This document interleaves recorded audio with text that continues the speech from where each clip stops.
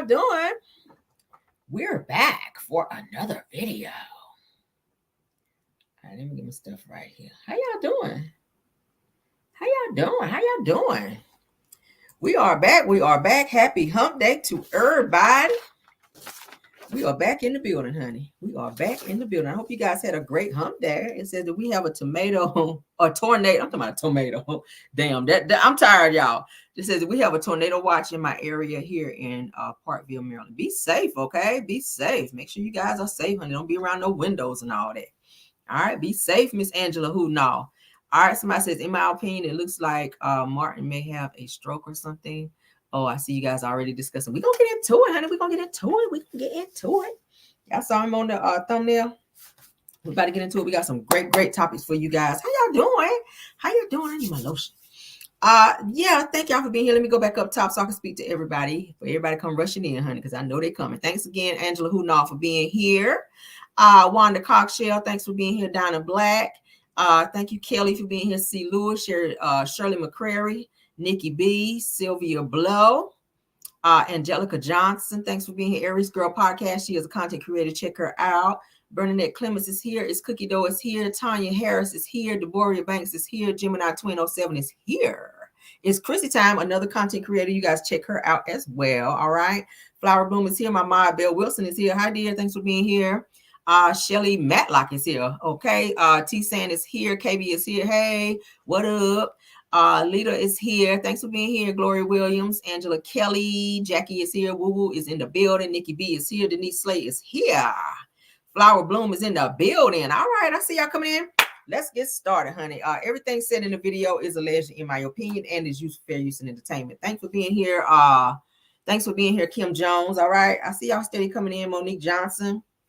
I see you. All right, let's get started. All right, let's get on to our first topic, honey.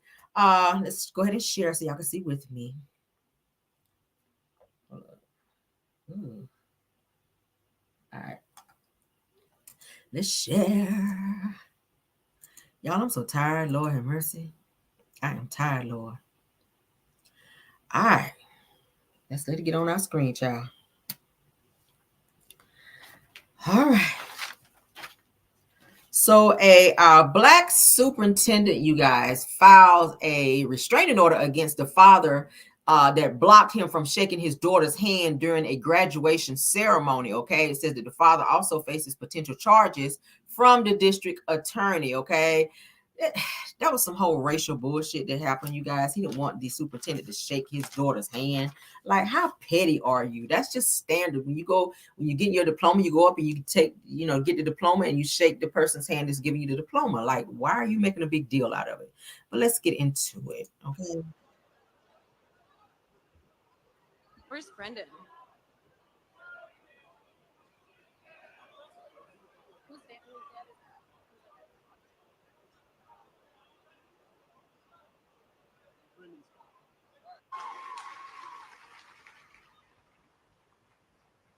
Oh. Look at him pushing him out the way. Y'all see that? Push the black man out the way. He didn't want his daughter to shake his hand.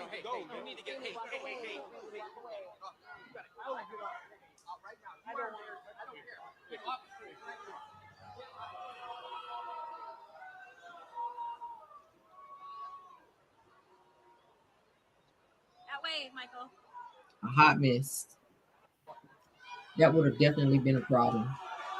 No.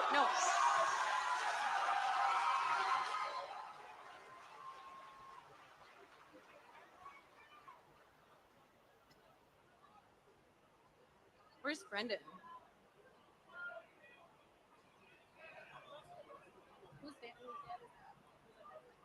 Can you guys see? Everybody see?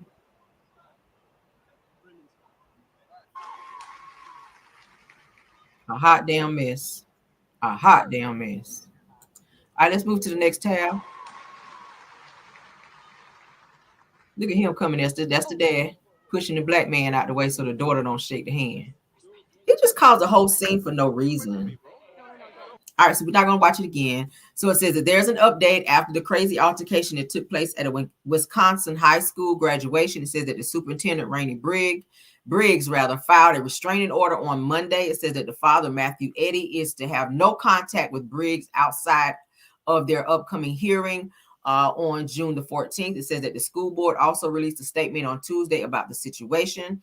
It said that we value the civil disclosure that allows us to have conversations about those ideas that's at the cornerstone of our democracy. It says that as we prepare our students to engage as citizens and community members, that the adults in their lives should provide models of how to engage in productive civil dialogue.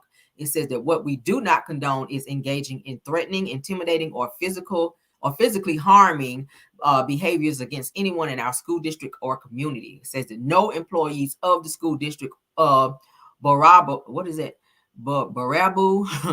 should fear for their physical safety when fulfilling their job duties or at any other time. Okay, as you guys saw, the father did not want his daughter to shake the black superintendent's hand, and he went up there and pushed him out the way. That would have been a problem. Like, don't touch me. Don't touch me. You should have told your daughter beforehand not to shake his hand. But when you come up there and you put your hands on me, that's a total violation. He's lucky he didn't sock him in the face or, knock him the hell out on stage. He's lucky because everybody don't take kindly to someone, touching them in a threatening manner. All right.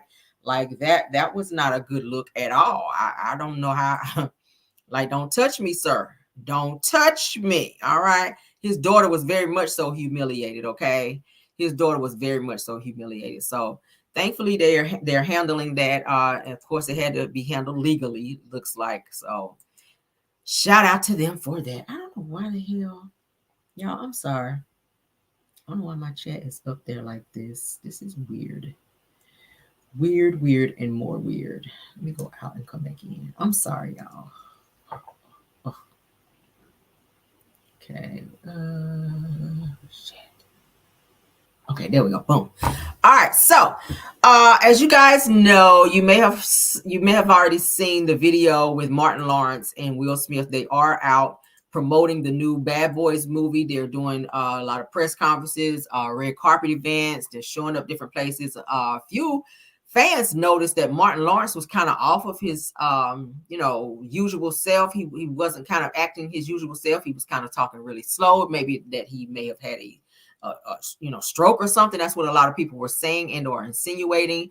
Martin is saying that he is totally healthy, but he did kind of look like he may have suffered a stroke, and he was holding his hand in a certain type of way when he was sitting, kind of like this. His hand was just kind of like stiff up against him when he was talking. A lot of people, kind of noticed.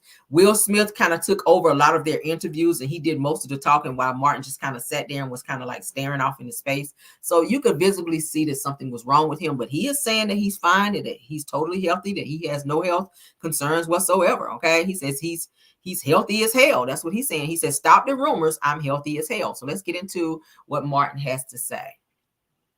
Is that what everybody's taking? You on the balcony waving to people, you looking around? Were you looking around like, yo, this is massive? Because people took it like something was wrong with your health or something. I was like, oh, this is rock concert stuff. What the hell is going on? I was like, for a movie? I was like, oh my goodness, man. But on that note, Martin, is there anything you want to say to the people because they're concerned about your health? Is there anything you want to say to them while you have the floor? I'm fine. I'm in God's hands. I'm blessed. I'm glad to be waking up every day. Still handsome in a way that is unimaginable. I'm all good, though. I'm all good. No need for people to be concerned. And I'm healthy as hell. Stop the rumors. Yo, leave me the fuck alone, man. I'm chilling.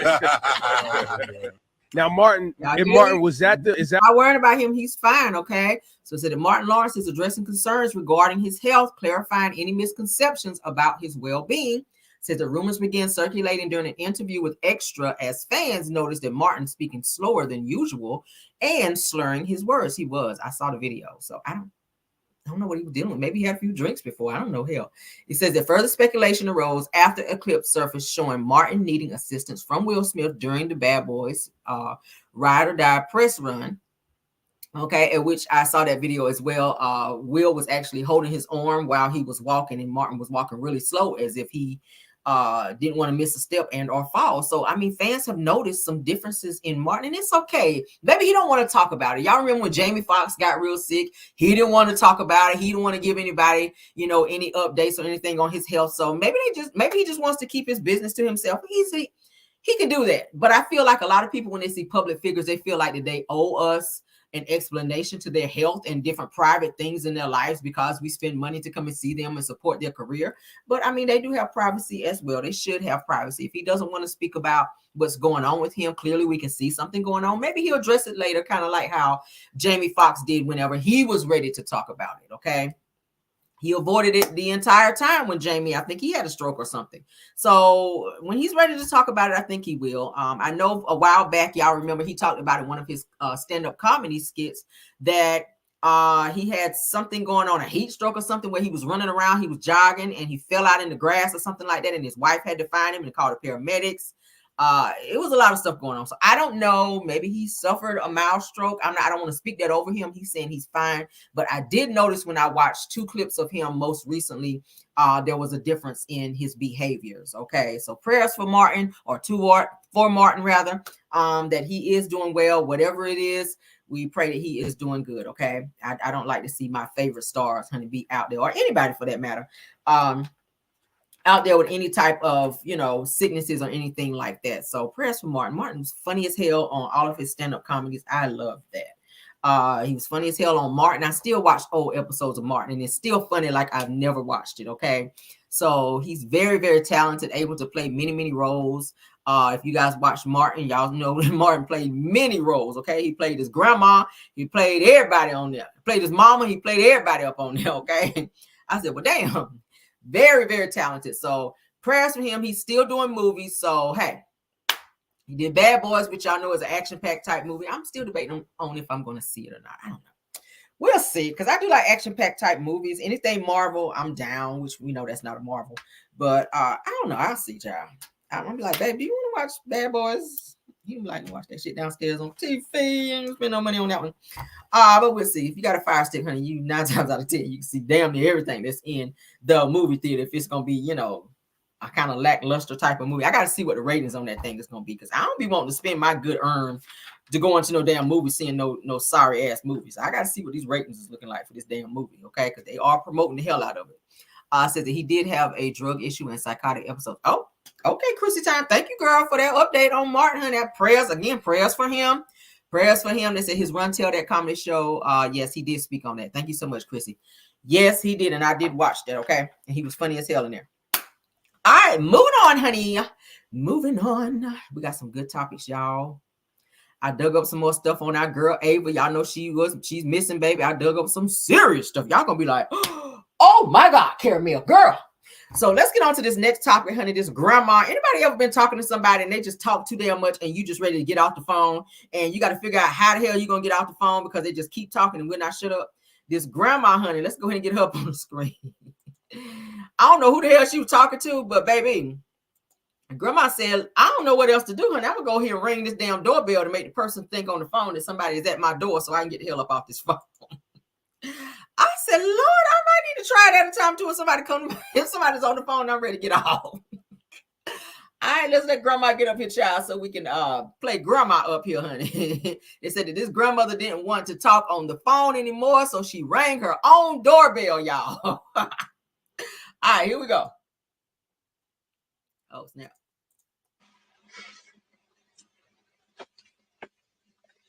Okay. Oh, you too. Bye. Okay, let's play. Hold on. Let's play.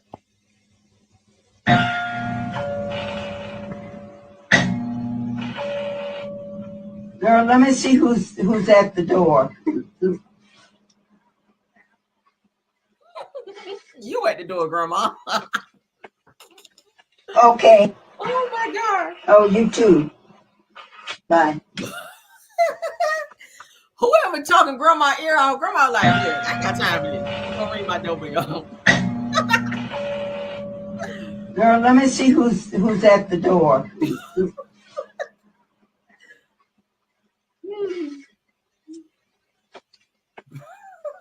Okay. Oh, you too. Bye.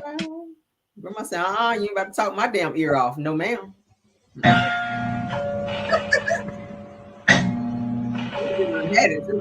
Girl, let me see who's at the door.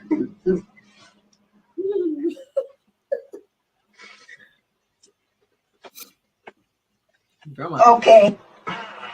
Oh, you too. Bye. They probably said, "Oh, okay, girl, go ahead and answer that. I'll talk to you later." Grandma was like, "Oh, thank you, Jesus, girl. Bye, girl." Old people are so funny sometimes, y'all. When they get real mad and they snap off on you, old people can be so funny sometimes. And just the way they do certain things, like this grandma right here, child, where she tell it like ringing the doorbell, letting the lady on the phone know, whoever it was she was talking to. Like, I'm tired of talking to you. I don't want to be rude, so I'm just gonna ring my doorbell so you can kind of get the hint that I'm ready to get the hell off the phone with you. They are funny. I used to laugh all the time with my granddad because he was always known for telling people off. And baby, that thing would be so funny. And people would get so offended, especially in church because he was a deacon. But baby, he would tell you off. And they used to always tell my grandma, like, he is just so abrasive. Like, he's just so raw. That's just how he was. A lot of people couldn't take him. But hey, I used to think the shit was funny. From the way he used to drive, like and would fly everywhere. If you riding with my granddad, rest in peace to him. If you were riding with my granddad, he would be like, "What's coming?" And you would look like this and be like, "Actually, it's a truck coming." He would look past you. I'm like, "Why you ask me if you're gonna look past me and then still shoot out there?" Like, what? Why are you doing that? All my cousins used to be like, "Oh my God, granddaddy." Like, why you ask me what's coming if you gonna fly your ass up out there and damn near kill us all in the car? He drove fast everywhere he went. We would never forget that. If I go home right now and talk to my cousins, they'd be like, "Yo, we remember Granddaddy used to be doing." Granddaddy used to do that. He would be like, "What's coming?" Look past you like this right here. Just fly right on out there. Be like, "Lord, life done flashed before my eyes, Jesus." Right now, you with Granddaddy, child. Baby, he used to be flying. Okay. Lord, I miss my granddaddy. All right, so let's get into this next crazy lady, honey. She is out here with her violent self. Child, the popos had to come up out there. Baby, my granddaddy was a mess, okay? But can sing his ass off and could play an organ and cook like nobody's business. You hear me? But will tear your ass off in a New York minute and have you all the way up in your damn feelings, okay? And didn't get not one damn. Oh, child, okay. All right, let's get on through the show, honey. All right, so an airport employee's mother puts the pause, honey, on a news reporter who tried to question her about her son being caught stealing luggage items. Okay, ooh, child. Baby, when I tell you, honey, she snapped off. Do you hear me? Let's go ahead and get into it, child. Let's go on and get into it. At one point, Garcia's Apple Watch was pinging from inside of her house.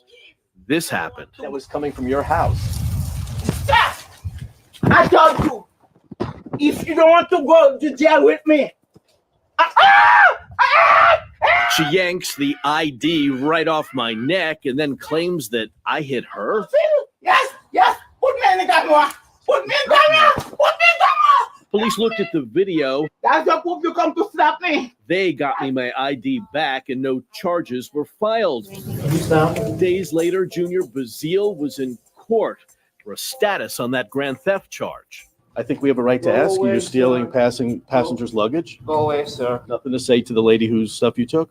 When we told her at one point Garcia's Apple Watch was pinging from inside of her. This guy who was working at the airport was stealing luggage. All right, so let's go ahead and read up on what it's saying. It says that a Fort Lauderdale mother had to jack a news reporter up after he attempted to question her about her son's theft that was captured by an airport security camera. Now it says that 29-year-old Junior Bazile, who works at the Fort Lauderdale International Airport, was arrested after missing items from a Spirit Airlines passenger were traced to his home. It says that the passenger, Miss Garcia, honey, was forced to check her carry-on bag after being told that the overhead space on the flight was full. It says that her when she arrived to the airport, it says that she waited 2 hours for her luggage to appear on the baggage carousel, but was later told that the luggage would be sent to her home. Red flag. Says when it arrived, says that she noticed that an Apple MacBook and Apple iPad and 2 Apple Watches were missing. Okay, he just went through there and stole her shit. It says that Garcia says that she's a student and has a test to take, so she tracked her laptop, which took her to a residential area in Fort Lauderdale. She immediately contacted the police, who discovered that the home belonged to Brazil. Okay, it says that officers found several empty suitcases around the home. It says that he was arrested and charged with grand theft since the value of the goods stolen exceeded $750, okay, and faces up to 30 years in prison plus a large fine. It says that Brazil's mother denies any wrongdoing of her son and attacked Jeff Weisner, a local 10 news, okay, when questioned about it. So he was stealing people's stuff. They said several suitcases were found in his home. So this is not the first time he's done this, all right? He looked up and found somebody that had all this Apple stuff. Y'all know Apple stuff is high as hell. But he went up in there and was going through people's luggage and went through this lady's luggage and stole her stuff. And of course, you know, you can press a little find my whatever on your phone if you have an Apple. And you can find your belongings, okay? If you lose your iPhone, you can go in there and find my iPhone, and it will track you right to where it is. And that's exactly what she did. She went straight to their door, and to her surprise, all her stuff was there. And now his ass is faced with 30 years in prison for theft. Okay. Do I feel sorry for you, sir? I don't. Your ass work at the airport. You have a job. All you had to do was save up and buy everything that you stole out of that woman's suitcase. Okay. Now your ass gonna be in there getting swallowed up over a damn MacBook and over a damn iPad. Okay. That's gonna be your ass booty hole on swole over a damn MacBook. But whatever. All right, get off my damn screen, you thief. I hate a thief. Damn. Stealing somebody's shit out the suitcase. All right, now let's get on, child, with this lady that's out here lying, saying that she was a whole Delta Theta child, knowing her ass was not a Delta Sigma Theta, honey. Was not no damn Delta. All right, probably ain't never even flown Delta or even was a damn Delta. She out here lying. Folks done call her out here lying, child. Let's get on into it. Child, don't be stealing my belongings. Damn. All right. Okay, as you guys see on my screen, a Georgia state representative, okay, who claimed that she was a member of Delta Sigma Theta, addresses people who don't believe that she's a veteran or an OBGYN. She says that I'm a family veteran. She says that I work in an OBGYN. All right, they're trying to say that she lied about it. Everything that she said was a whole damn lie out here. Let's go ahead and get into what they're saying out here. So let's talk about the veteran issue. Moore is accused of telling people she is a veteran and an OBGYN. I am a family veteran. My family is, all of my family are veterans. I worked in OBGYN. So you're not an OBGYN? No, I'm not. But you worked for an OBGYN? No, I worked in the field of OBGYN medicine. And finally, there's this piece of video. State of Georgia. It was shot from the House floor, and it appears to show Representative Moore involved in a shoving match with another House member. Moore told me that member hit her ankle. I jumped, screamed, and I took my arm and pushed her back. Do you believe any of these allegations in any way hinder you serving the people of District 91? Absolutely not. Whether I'm a Greek or whether I'm a physician or whether I am military has anything to do with me coming here to the Georgia State Capitol and conducting the people's business. Now, Representative Moore told me she has no plans to step down. She also said that she is committed to proving that she is in fact a Delta, even though the sorority disputes that claim. And we are here in downtown Atlanta. Audrey Washington, Channel 2 Action News. The state representative accused by many of her colleagues of, pretending to be a member of Delta Sigma Theta Sorority Incorporated is speaking out. District 91 Rep Angela Moore says that she'll prove that she's a Delta, even though the sorority says otherwise. Oh, but there's more to talk about. Channel 2's Audrey Washington talked to the state representative who's facing other allegations. Right. She's not only accused of faking her membership with the Delta sorority, but some of her colleagues here at the State House also told me the representative is lying about being a veteran and an OBGYN. Now, Representative Angela Moore is addressing those accusations. For Deltas who were upset about the story at first, do you have any reaction for them? I'm so sorry that we had to take you through this. An apology from State Representative Angela Moore to the women of Delta Sigma Theta Sorority Incorporated. This is not something that I wanted to go on. Representative Moore sat down with me in an exclusive interview this week. She's accused of faking her membership with the Delta sorority. Moore says she pledged under her former married name, but then after she got divorced, she changed her name to distance herself from her ex-husband. She says that's why her current name doesn't match the Delta membership records. I refuse to tell what my former married name was. But last Saturday, a Delta representative told me a thorough investigation was conducted. And, quote, we can confirm that Miss Angela Moore is not and has not ever been a member of Delta Sigma Theta Sorority Incorporated. But then there are the other allegations. So let's talk about the veteran issue. Moore is accused of telling people she is a veteran and an OBGYN. I am a family veteran. My family is, all of my family are veterans. I worked in OBGYN. So you're not an OBGYN? No, I'm not. But you work for an OBGYN? No, I worked in the field of OBGYN medicine. And finally, there's this piece of video. State of Georgia. It was shot from the House floor, and it appears to show Representative Moore involved in a shoving match with another House member. Moore told me that member hit her ankle. I jumped, screamed, and I took my arm and pushed her back. Do you believe any of these allegations in any way hinder you serving the people of District 91? Absolutely not. Whether I'm a Greek or whether I'm a physician or whether I'm military has anything to do with me coming here to the Georgia State Capitol and conducting the people's business. Now, Representative Moore told me she has no plans to step down. She also said that she is committed to proving that she is in fact a Delta, even though the sorority disputes that claim. And we are here in downtown Atlanta. Audrey Washington, Channel 2 Action News. The state representative accused by many of her colleagues of, pretending to be a member of Delta Sigma Theta Sorority Incorporated is speaking out. District 91 Rep Angela Moore says that she'll prove that she's a Delta, even though the sorority says otherwise. Oh, but there's more to talk about. Channel 2's Audrey Washington talked to the state representative who's facing other allegations.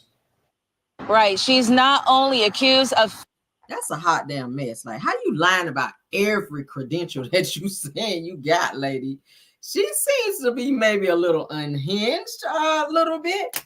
My aunt is a Delta, and she's into all them damn elephants, okay? She always, like, I give her, like, stuff like elephants, and she's into that. Like, you know, anybody that's a Delta, y'all know they're into, like, elephants and stuff like that. So, yeah, my aunt is a Delta, so I was like, and I actually know someone who was saying that they were Alpha, that they pledged Alpha, and found out that this person was lying, and they got confronted. Oh, yeah, this person was running around, had a tag on the front of their car and everything. Yes, they did, and they got confronted when it was found out that they didn't have no damn, that they did not pledge Alpha Phi Alpha. I was like, bitch, why are y'all out here lying? That's not something that I ever even wanted to be a part of. Like, I just want to go to school and do what I need to do and get the hell out of there, get my little credentials and move on, honey. I ain't want to be in there getting branded and going through the initiations, getting paddled and all that shit that they be doing up in their child. No, ma'am, Pam. But people just be taking it too far, and you got to understand, they take that shit very serious. Being in these sororities and fraternities, you can't be out here lying and saying that you pledged when you did not pledge. Like, that is, you can't be doing that. And I know, like I said, I know somebody that did it. I know a guy that said he was Alpha Phi Alpha. Baby, he lied. And his ass got confronted on that by some alphas. They ran up on his ass and confronted him, and he was looking crazy like why are you out here fronting? Just go and pledge. Why you gotta be fronting? Like, damn. I said, oh my God. I ain't even gonna say the person's name, because if anybody know me, they're gonna know exactly who that person is. And I'm not trying to do that, but anybody, my cousins and everybody know exactly who we talking about. Okay. I'm gonna get the first initial. It start with a T. Okay. It starts with a T, and that's all I'm gonna say. But that person got called out for out here running around talking about Alpha Phi Alpha and had that shit on the front of their car. I was like, really? Y'all do too much out here. It's not that damn serious. Just go pledge. Damn. Oh, child. All right, let's move on, honey. Y'all favorite fraud and theft individual out here, Sean Kingston with his bald-headed mama, honey. He is out of jail, child. Let's go on and show him, child. He done posted his little bond. I don't know where the hell he got the money from, but let's go on to show this child. It says that Sean Kingston child is released from Broward County Jail, honey, after posting a $100,000 bond. It says that he is charged with $1 million in fraud, Lord. Okay. They said that they let my brother in. Child. All right, let's get into it. Hold up, shit. Kingston walked out of jail late last night after posting a bond on $1 million fraud charge. And this morning, that singer-rapper will be waking up in his South Florida home for the first time since this arrest last week. CBS News Miami's Siri Hornstein is following the story from Southwest Ranches. Good morning. Yeah, good morning, Betty and Keith. It is very quiet out here this morning at Sean Kingston's house. You can see it all lit up here, but it was anything but quiet as he bonded out of jail. His attorney says they will fight these charges. Covering his head with a towel, singer Sean Kingston walked out of a Broward County jail Tuesday night. Our cameras rolling. Sean, did you steal jewelry? Sean, did you steal furniture? Sean, did you defraud? All right. In May, authorities took Kingston, whose real name. Sean Kingston. In May, authorities took Kingston, whose real name is Kashawn Anderson, into custody after a concert in California. The same day, police raided his rented mansion in Southwest Ranches and arrested his mother, too. Kingston is facing 10 charges, including grand theft and criminal use of an ID for allegedly running an organized scheme to defraud. A hot mess. In May, a hot Kingston out of jail late last night. So he is out, y'all. He is out. I'm surprised they let him go back to their house because there's some fraudulent stuff going on with that home as well, including the stolen merchandise, which is like that bed and a few other things in that home. I'm surprised they allowed him to go back up in there. Okay. But they're saying that Sean Kingston is finally out of the slammer. Said that the singer was released from Broward County Jail on Tuesday evening after posting a $100,000 bond. The Jamaican-born artist is currently facing charges of fraud with allegations of stealing money, jewelry, and a Cadillac Escalade SUV, as well as furniture. Says the video shows the moments that he exited the jail, as we just saw. Says that the bond amount was set by a Broward County judge on Monday, allowing Kingston, whose real name is Kashawn Anderson, to secure his release. Says that the 34-year-old singer was booked into Broward County jail last Sunday following his extradition to Florida. So his mother is still in there, honey. She is not out yet. She probably don't even have a bond because she was doing some fraud shit too. But yeah, child, we're gonna see what that's giving. We're going to see what it's giving. He's probably going to be going to jail, child, because, you know, he got to go trial and all that. And they're going to probably send his ass back to Jamaica, too. He's probably going back to Jamaica. That's probably where he's going. Yes, man. Get your ass up out of the U.S. with all them damn crimes. Fraud ass. Why is it that people don't supposed to be here, be on the fraud? They be on the fraud and committing crimes. Simon, you too. Fraud and everything else. Just, oof, y'all just stay out of the U.S., child. Y'all can't do right over here. Just stay the hell out of the U.S., okay? All right, let's move on, child. We're breezing on through. All right, shout out to, let me go down my list. Shout out to Neighborhood Talk, Baller Alert, Hampton Blue Network, Neighborhood Talk, and Hollywood Unlocked, okay? Shout out to all of them for this news that I know y'all can use tonight, honey. All right, so imagine somebody bribing you with $120K in cash, you guys, for you to acquit them in a case when you're on a jury. So imagine you're a juror for a case, and the person find out that you're a juror, and they offer you $120,000 to acquit them in an actual case. This is what happened with this situation here. It says that a juror gets $120,000 in cash dropped off at her doorstep, asking her to acquit defendants in COVID fraud case. Okay, let's go ahead and get into it. Of the defendants in the Feeding Our Future case. It is the largest pandemic-related fraud in the country. Now there's also an investigation into an attempted bribe of a juror. Caroline Cummings has the latest from the federal court, and she joins us now. Hi there, Caroline.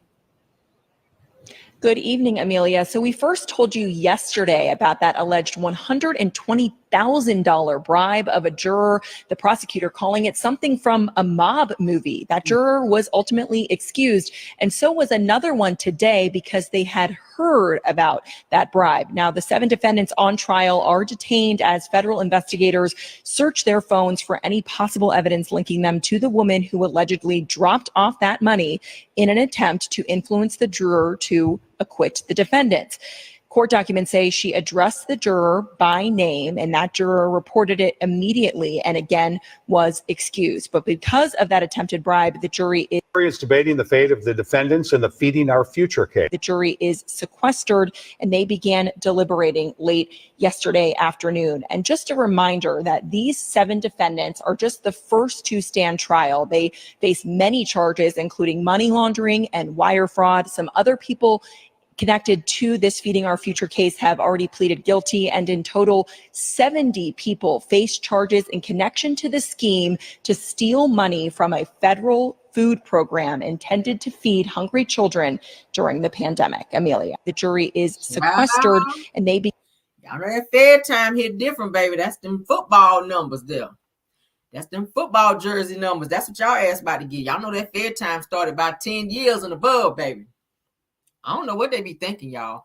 Now, it says that a member of the jury involved in a $250 million charitable fraud case in Minnesota was removed from the trial on Monday due to an incident where an individual visited her home and attempted to bribe her with a bag containing $120,000 in cash in exchange for a not guilty verdict, okay?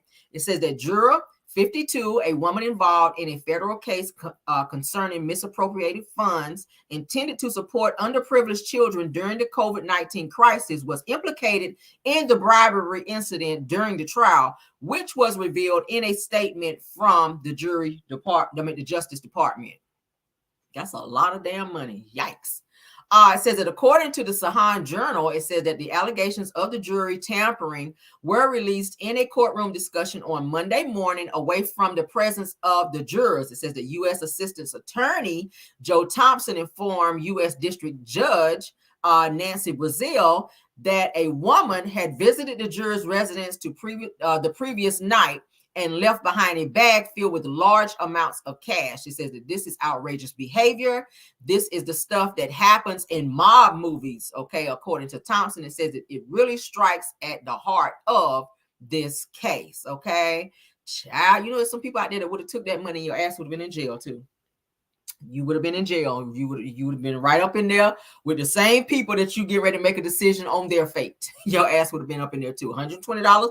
Yeah, it sounds good. But when you weigh your options in terms of where your ass gonna be after that, you probably ain't gonna get to spend not one dime of it because it's gonna be traced back to you. Yes, even though it's cash, you still gonna be found out. So she came forward and did the right thing by, you know, speaking up on that. And hey, damn, how do you, what goes through people's mind? What goes through people's mind when they be on the fraud stuff? Do you not think that shit is not going to, that you're not going to be caught? Wire fraud and all that, it's trade. You can trace that stuff. You can trace that stuff. And I told you guys 9 times out of 10, when you're doing stuff like that, they're not saying anything right now. They're not coming after you right now because they're sitting back watching to see how far you're going to go, and they're letting it pile up because the more you fraud, the more that you continue to do, the higher the damn time your ass gonna be spending up in there. The worse the crime, the more, you know, the more that you're frauding. People don't understand that. Baby, anything you do dealing with money, wire fraud, bank, anything bank related, Fed, baby, Fed. Y'all better stop the bullshit out here. Y'all better stop it. Some people just want to go to jail. Some people want to be in there. Some people just like being swallowed up. I mean, shit, I don't know. I got stuff to do. I ain't trying to be sitting in nobody's jail for 10 years. I just don't have time for that shit. But anybody would have kept that money? Anybody would have kept that 120? Anybody would have kept the 120? Y'all can be honest in the chat, okay? Y'all can be honest, and y'all can be honest. Ooh, child, I would not. No, God. I'm not trying to do that. All right, so let's continue. Let's get on into this Ava news, honey, because I told y'all last night I'm going to dig up some more stuff on Ava because, baby, we got to figure out what the hell is going on with Ava. And what I found out, honey, y'all going to be like, really? Yes, really, okay? I got some videos I want to show you guys to corroborate what we're talking about. Let's get them off my screen because we tired of y'all. We done with y'all, okay? All right, and we're gonna also get into this Destiny news. Let's do that first, and then we're gonna save Ava for last. Okay, we're gonna save Ava for last. All right, let's get into Destiny, honey. From this damn interview her ass did out here running her damn mouth about Mel and just on the bullshit. Destiny girl, I'm so sick of her. I'm so sick of her. And I went back and forth in terms of if I wanted to even cover this bullshit, but it's hot news, so the majority want to talk about it. So I got to jump on it because it's hot news. Okay, let's go ahead and get into it. This interview is through Blavity. I guess magazine. I guess Destiny's up here with her effed up eyebrows, child, looking crazy with this too light makeup, looking like Tisha over there with that damn Coming to America bun with her ass got on, these little tresses hanging down. A hot damn mess. You looking like your ass, you looking like that lady all Coming to America. Whatever you like. What kind of food you like? Whatever you like. When you gonna get a job? I'm never getting a job. When you gonna stop the bullshit? I'm not stopping the bullshit. That's Destiny, honey.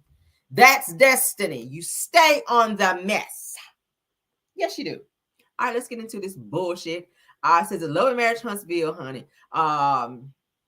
Destiny Payton on overcoming the ordeal after former producer married her ex.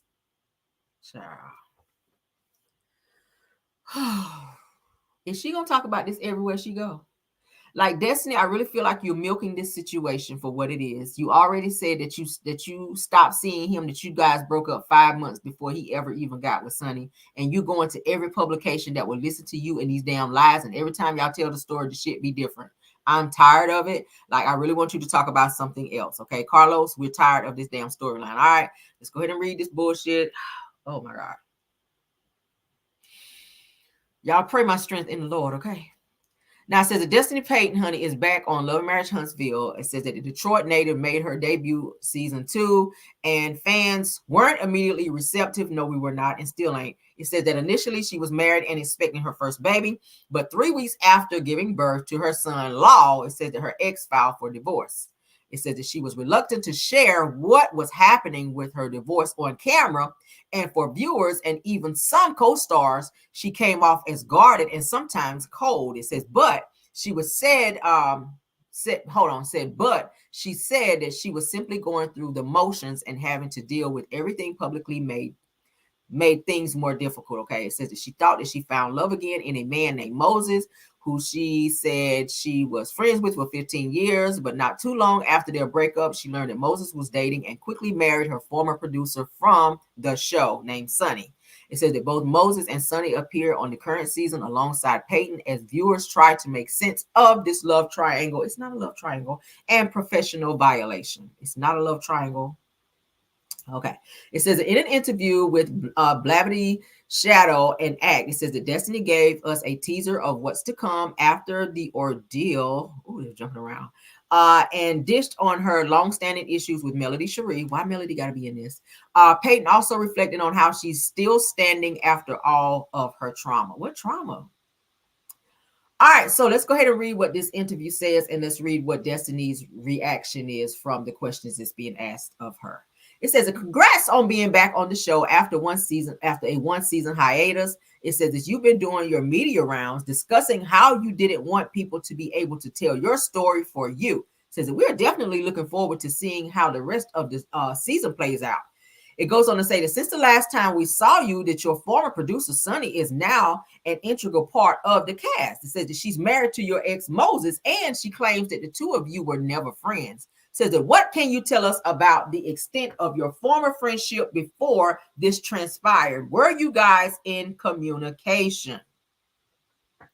Destiny responds with, we were in communication during this show, after the show, and long after she was let go from the show. She was never let go. Says that, so for me, I guess that I have to acknowledge that there wasn't a friendship based on the things that have been shared by her and the things that have been said publicly. She says, and I understand now that that's how manipulation works. She says that you make one person feel as if you know your motives are something different than what they actually are.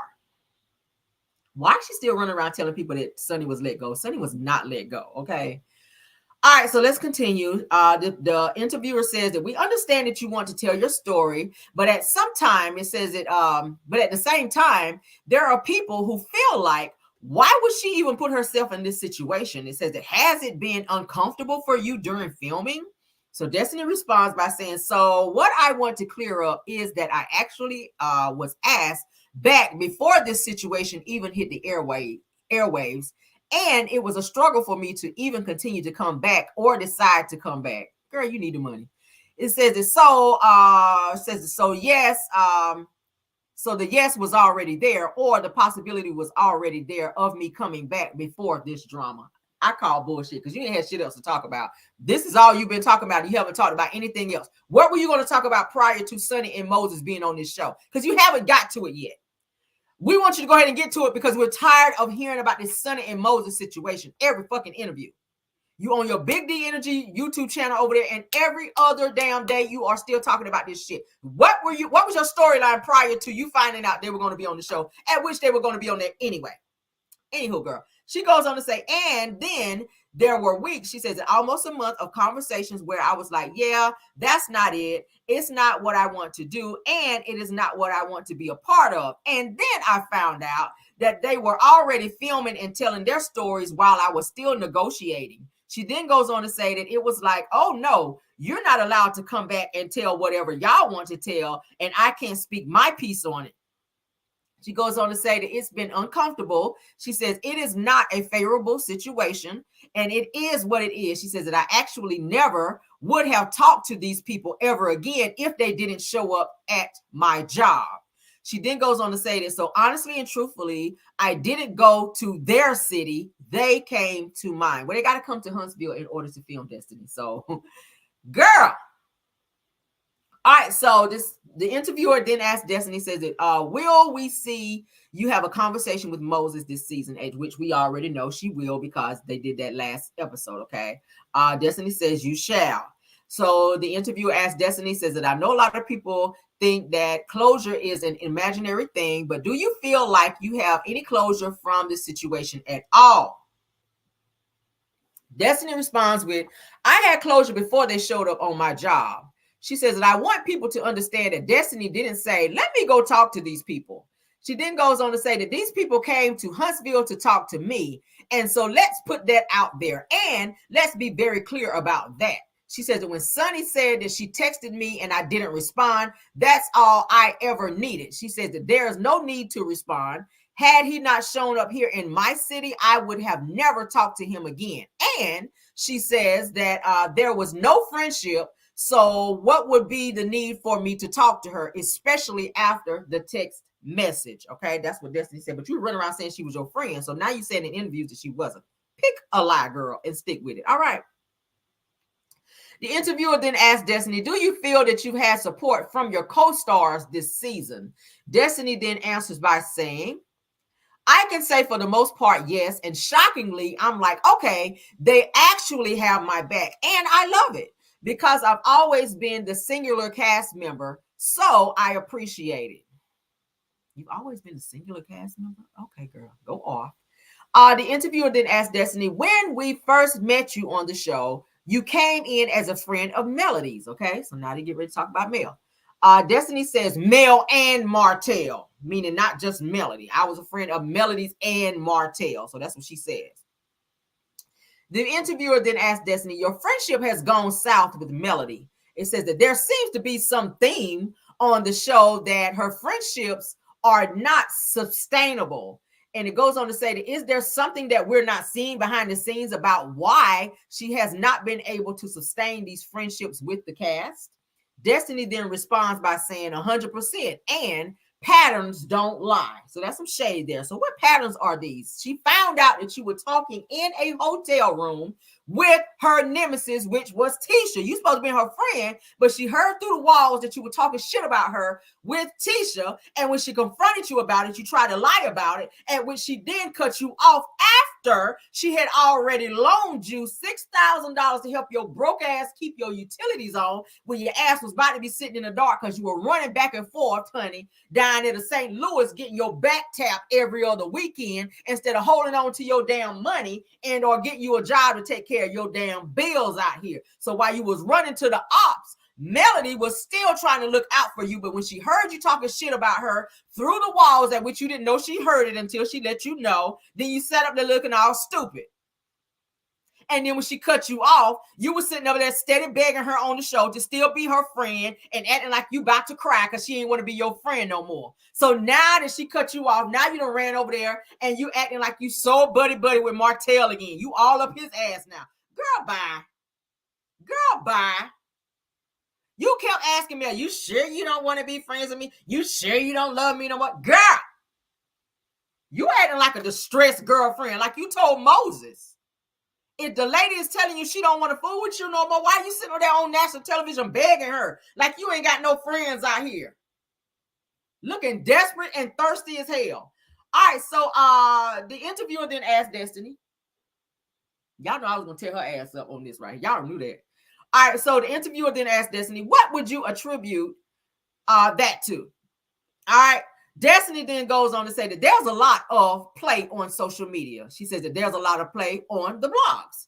She says it's clearly coming from one side, and that's my opinion. She says I could be wrong, but for me, the only thing that I can speak up on specifically is about our relationship and why it got to the place that it is. Because before, I was very confused. How are you confused when you were the one on the bullshit? See the victim trait that we continue to see with Destiny? How the fuck are you confused when you were talking shit about her?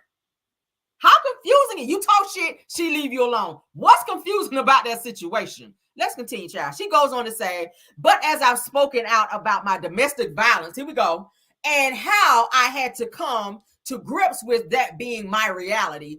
One of the things that I was said in public by Mel was that I knew one side of the story and now I know the truth. She goes on to say that, and I'm in support of the other party. So for me, it was like, how do you go from supporting a woman, being there for her through those times that she never even discussed publicly, to publicly saying now that I know the truth? She said, so for me, it's kind of hard to bounce back from that. Now I'm going to say this, and don't nobody take it the wrong way. I don't ever want to downplay and or be insensitive to any woman and or man or anyone that's ever gone through a DV situation, okay? But what we're not going to continue to do, Destiny, and I see what you're doing, you are piggybacking off Melody's story in terms of what she went through with Martell in order to gain sympathy so that you can grow your fan base like Melody did. You've been sitting back studying her, okay? Y'all can put it in the chat if I'm wrong.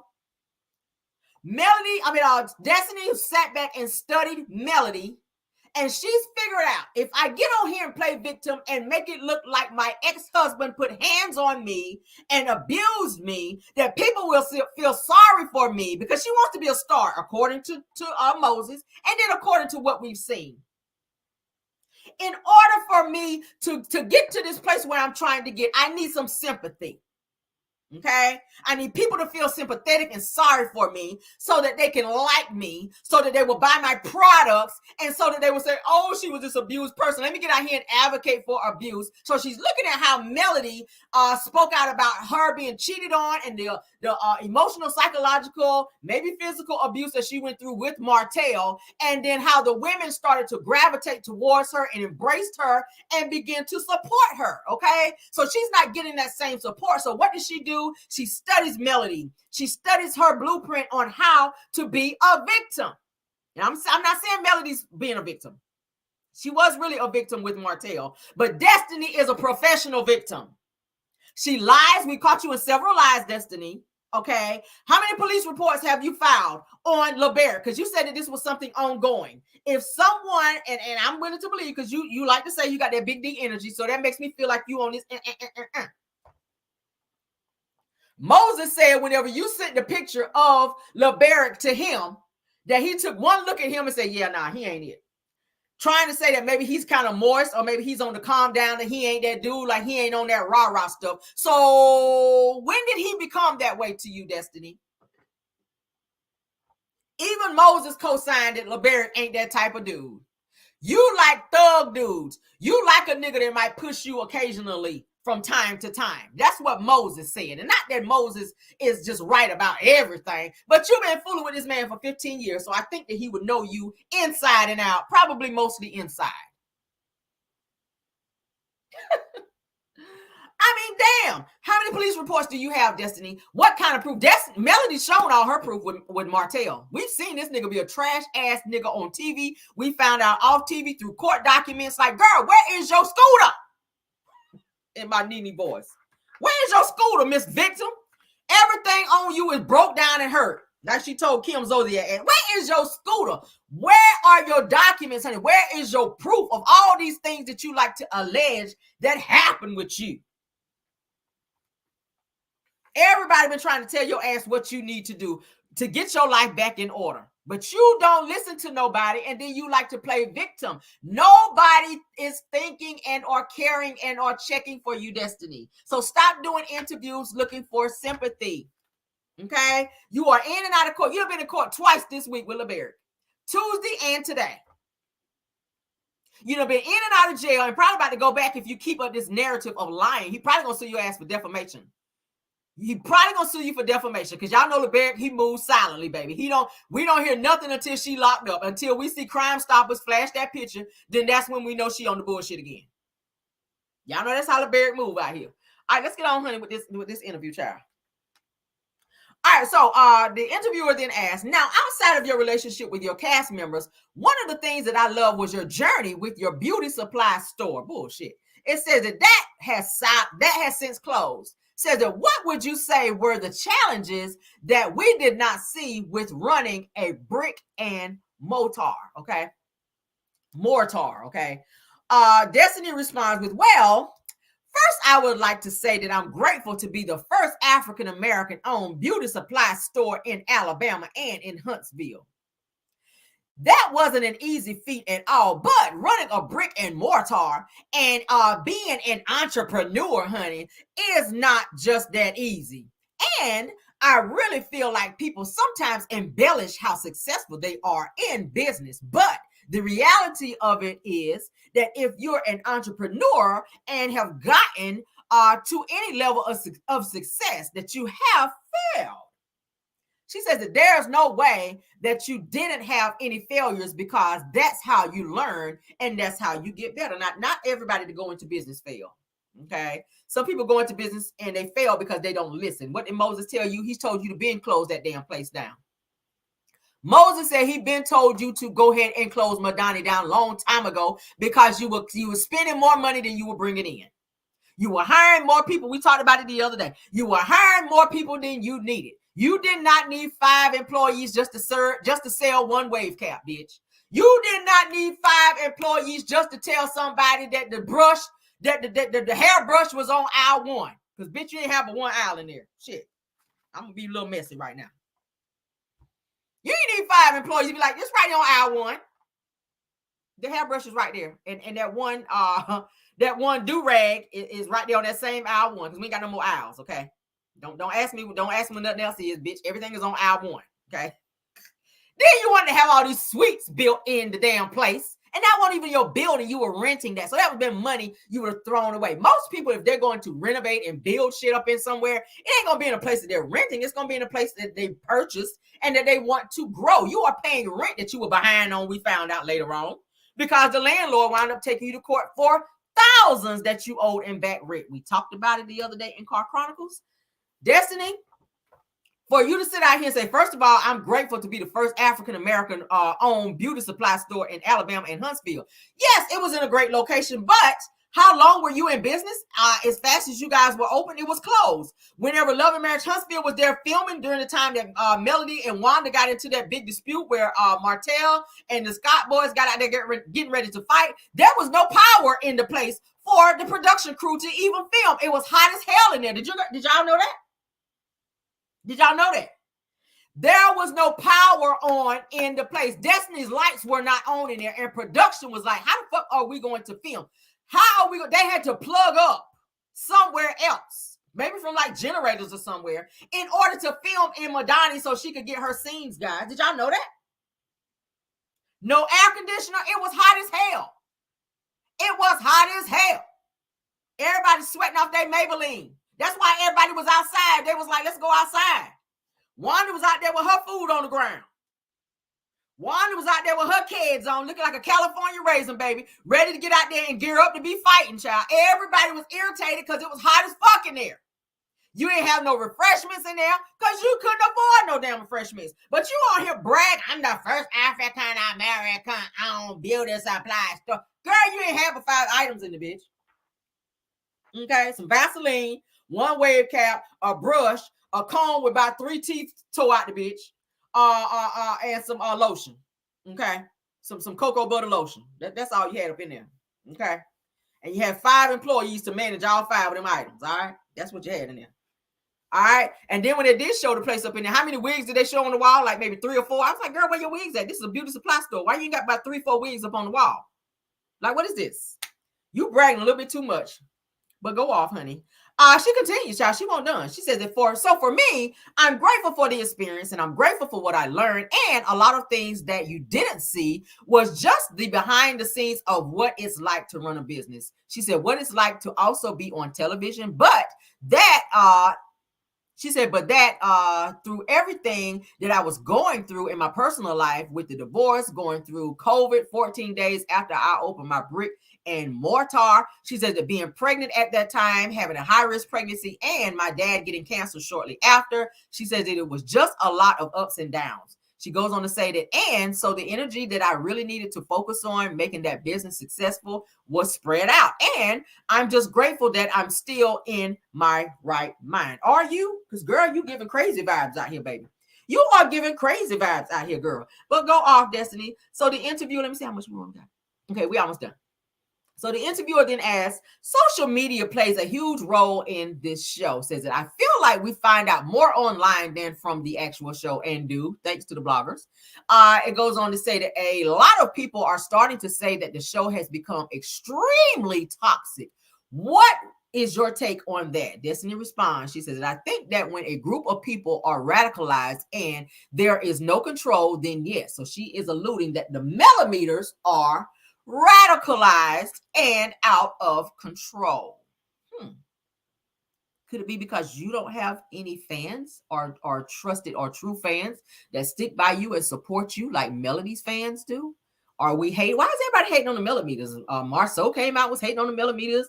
Carlos was hating on the millimeters. Heavenly was hating on the millimeters. We heard Tisha say a little bit of slick shit about the millimeters when she was sitting up there talking to Destiny on the show. Kimmy alluded that the millimeters be trying to tell her damn Jermaine Jackson curls out in the back whenever she be on some bullshit. Everybody's been talking about the damn millimeters. I really think y'all like the millimeters as much as y'all talk about them. But go off. Destiny continues by saying that, but you can always take a stance. And when there's no stance taken, or you are using those people to kind of like riot for you, she said that it makes it a different world. So now you're alluding to the fact that Melody is sicking her millimeters on people to harass and or bully them. And I don't think that that is the truth. I think that millimeters say what the fuck they want to say when they want to say it. If you get offended by it, then you just do. I mean, Melody don't have no special 1-800-millimeter call the millimeters line where everybody call into a millimeters meeting where Melody say, okay, today we are bullying everybody on the fucking show at 6:30 p.m. I need everyone bullying at 6:30 p.m. I don't think that there's a number where we call with a special code for the millimeters for us all to get on the fucking phone and agree to be radicalizing, as you called it, Destiny. Get out of here, girl. Melody does not control the millimeters. We do what we want, honey. Okay. She goes on to say, and I feel like that's why I really believe in mental health. I'm just laughing at that part. She says, and I do mental Mondays with my therapist and life coach. So you got a therapist and a life coach, and you still batshit crazy. Fire them and get someone else, okay? Because they're not doing a good job. Where are you getting the money at to be having a therapist and a life coach? That's what I want to know. Okay. A therapist in a life, therapy alone costs. If you ain't got no no benefits and all that, honey, baby, that costs money. Hell, I go to therapy. Okay, I go to therapy, but my insurance pays for that. I just pay like a little small copay or whatever. But anyway, says that I think that people are triggered by a lot of things that are happening in the show. She says, and they cling to certain people in certain situations because that's their own experiences. And she says that's their own experiences that they haven't healed from. Okay, what do you mean by that, Destiny? She says, and so they go into these comments, or they start attacking your business, or they start attacking your personal life. She says, and it's because they can't see that this isn't a soap opera. She says that it's like bits and pieces of real life. Okay, my thing is this: fame can be a very dangerous thing. Fame is something that you are chasing, Destiny, and if you want to be famous, you got to take the good with the bad. People are going to talk shit about you all the time. If you don't have tough skin, you cannot be a star. You cannot be famous. Fame, the price of fame can be very high. Okay, people gonna talk. If you cannot take people talking about you, get the fuck off TV. Don't be famous. Don't show your face. As soon as you show your face on national television, people are going to dig up things on you. People are going to get all in your damn business. And if you don't want that, don't be on TV. Okay, think about all the stuff people pulled up on Melody. Thank God she's got a clean record where she ain't got no background shit on her like jail and all that. But y'all know, we all content creators, all of us have pulled up everybody on the damn show, Love and Marriage Huntsville. Every single cast member got it. So not just you, Destiny. We're not done with you, but every single cast member. We done found out everybody on the damn show done been arrested damn near. We know about bankruptcies from their asses. We know about people almost getting divorced. We found out about Chris Fletcher. We found out about Nell being a side chick. Like, baby, if you're on the show, we gonna know your business. That's our job, okay? Is it not? Content creators that's in the chat, is that not our job to find the truth? And that's what we're doing. And if that offends you, then maybe you shouldn't be on the fucking show. Now that just made me want to dig even more since you talking shit, Destiny. Yeah, I'm gonna be on the quest to dig up a little bit more. All right, we're gonna keep the heat on your ass. All right. The person goes on, the interview goes on to say, overall, what would you say that you want us to take away from your story this season? Destiny responded by saying that I would say overall that number one, I'm a human being, really. She says I go through all types of ebbs and flows of emotions in life. She says I'm resilient, I'm unbreakable. She says that I'm still here, that I'm still standing after all of the things that I've been through, and now a new betrayal. She's talking about Sonny and Moses again, Lord. She said, and God has kept me, honey. Now you saved. Now you saved. Now you just talking shit. Now you saved again. Okay. She says, I'm not bitter. Are you not? Okay. Why you have to confront Moses if you're not bitter, girl? She said, and I'm not jaded. You are totally jaded. Okay. She says, and I still want people to see my heart. The one that you don't have, or the one that's very dark. Okay. They said if Mel had a dark soul, baby, your soul is dark. Okay. Darker than hell. All right, but that is it, and that is all for her. I ain't got no more for you, Destiny, baby. Yeah, hot mess. All right, your eyebrows are a mess. Your makeup is a mess. Your fucking bun is a mess. That dress you got on is a mess, girl. Funky fresh, looking a goddamn mess. Moving on. I ain't got no more for her. Let's get on into this Ava news, honey, because I want to get to bed on time tonight. Lord. Lord. All right, so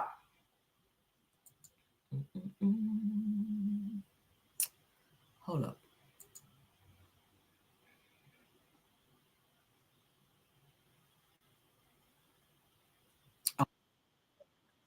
All right, so we've been looking for Ava. Last night we kind of touched on the little white girl that Diddy, or the little Caucasian. No, let me say white. Let me say Caucasian. Little Caucasian girl that Diddy was said to have adopted. He changed her name to Ava Baroni, okay? Combs, Ava Baroni Combs. Now, her real name is Ava Grace Baldwin, okay? I've been digging up some stuff. I found this post. Her father is going to be talking on here. He's going to let it have a slip of the tongue where he was saying that when they found little Ava, when they were looking for Ava, said that the mother tried to see, he almost said sold, but then he tried to say something else, and I caught it. Let's go ahead and get into this as they tell us What the hell is going on with Ava? Ava Grace Baldwin, all right? The father believes that the daughter is hidden, honey, by the mother. It says that Ava Grace Baldwin, honey, is now 14. She disappeared from her elementary school. Said that her father believes that Ava's mother is hiding her away. Police have had a few new leads in the case since 2016. I told y'all that Diddy has her tucked away somewhere, okay? Shout out to News Nation because that's where I saw it. Let's go ahead and blow this up so that you guys can see it. Did I share? Hold on. Hold on. Let's share. I'm sorry. Y'all know I get ahead of myself sometimes. All right. Shout out again to News Nation. All right. Let's scroll back up so you guys can see where I was just reading from. All right. Said a lot of parents have sold their kids. Yeah. Y'all remember Ava did say, I was outside and I saw Papa Combs and he told me to come inside. Not after that exchange of the money though, girl. Let's get into it. So Ava Grace Baldwin, the father believes that daughter was hidden by her mother. Ava Grace Baldwin's honey, now 14, disappeared from her elementary school. Says her father believes that Ava's mother is hiding her away. Police have had few new leads in this case since 2016. Now, y'all know when y'all have trafficking victims, a lot of times you don't know where the fuck they are. They hide them very well. They keep them high, among other things, okay? This was updated as of last year, but I'm going to still play it for you guys, okay? Let's let them tell you what's up. Let's blow it up so that you guys can see it in its entirety. All right. Same series, we focus our attention on a little girl named Ava Grace Baldwin. She was just 6 years old when she was reported missing from her elementary school in Texas. She had not shown up for school in nearly 3 weeks when the school contacted her father. Police believe her mother took her. For the last 8 years, her dad has been on a quest to find Ava. When I lose my tooth, the tooth fairy will come and get it and leave me money under my pillow because I lose the tooth and I brushed it nice and clean. Thank you, tooth fairy. In September 2015, David Hopper got a call from his daughter, Ava Grace's elementary school. Ava hadn't been to class for 21 days. Did he know where she was? Ava and her mom, Catherine Baldwin, lived in San Antonio, Texas. David lived in central Oklahoma, a 7-hour drive away.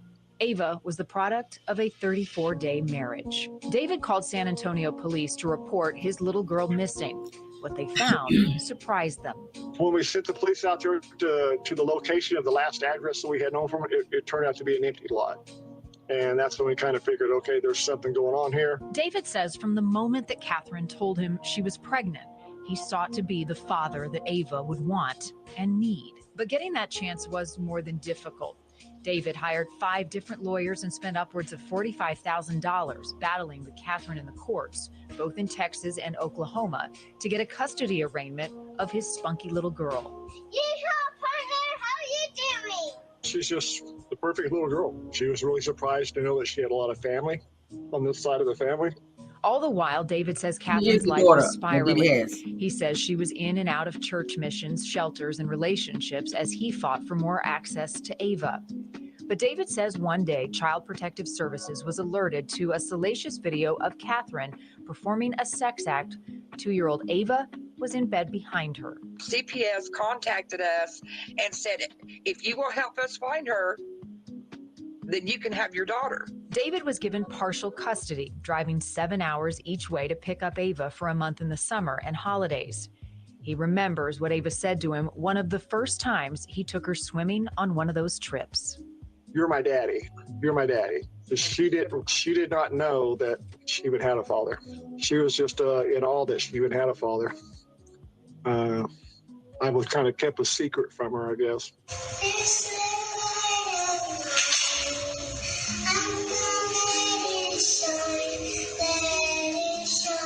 Tina Fulbright, Ava's aunt, says Catherine, or Katie, had a habit of running. She just jumped counties. She'd get in trouble in one county and she'd jump to the other county. Catherine has a felony warrant for interfering with child custody. Police records show she has a history of alcohol and prescription drug abuse and suffers from mental illness. But when David requested full custody over concerns of Catherine's ability to keep Ava safe, Catherine and Ava disappeared. It's been 8 years. Ava is now 14.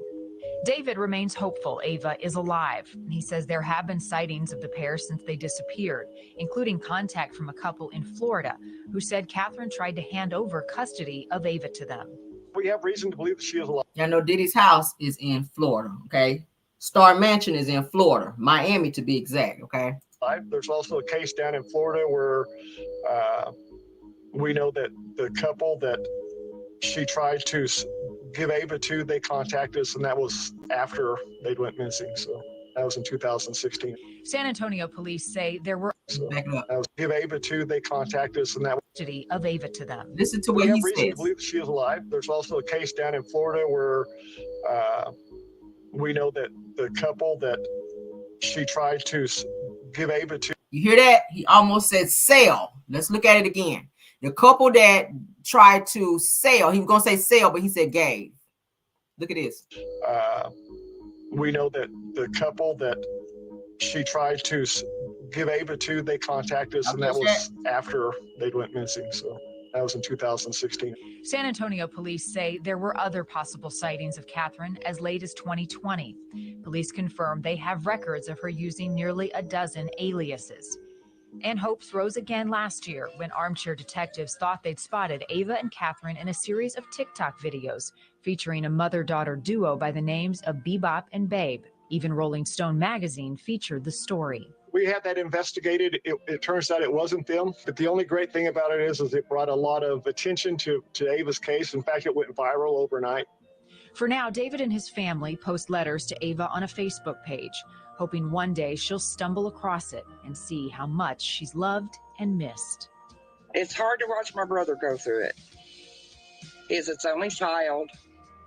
That's all he's ever wanted was a family. And he deserves to have his daughter in his life. It'll eat you up inside. Okay? So I do distance myself from it.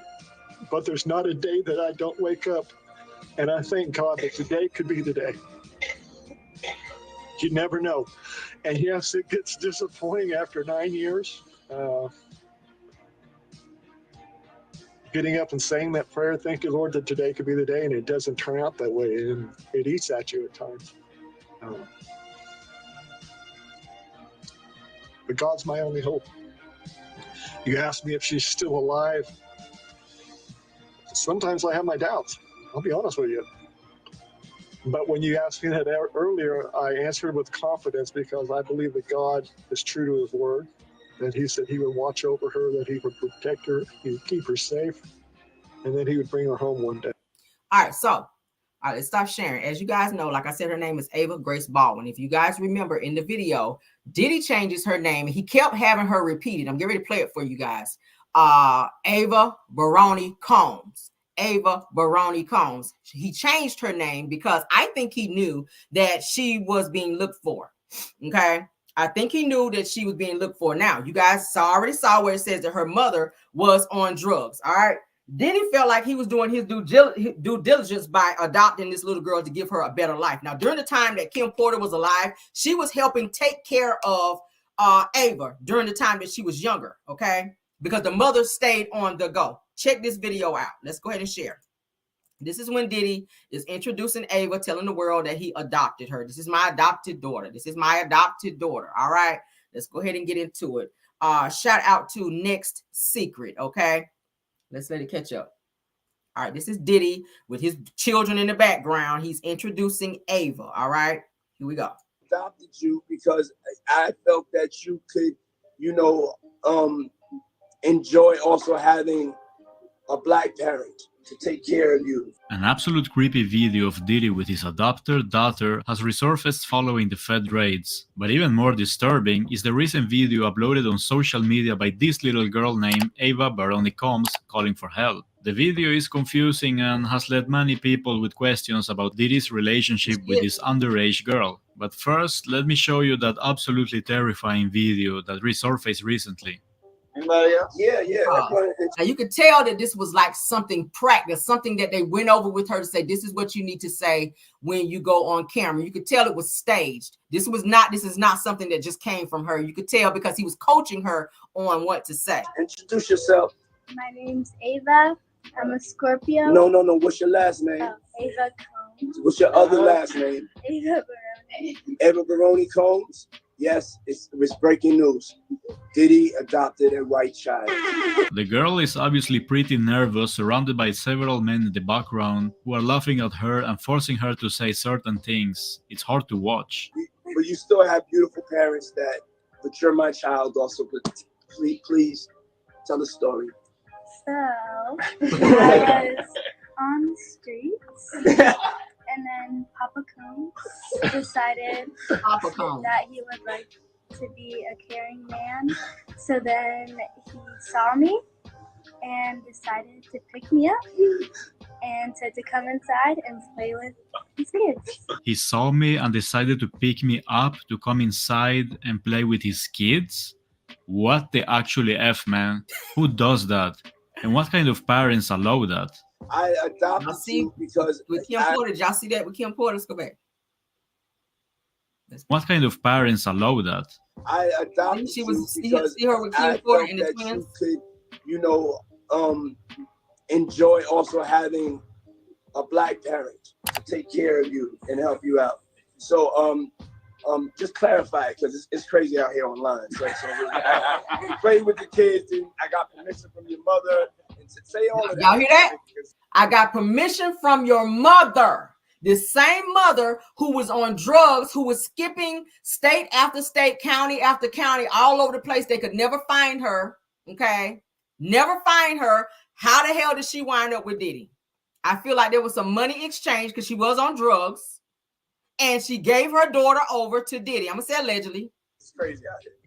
Well, I met Jesse and Delilah when I was 6 months old. 6 months. And 6 months old.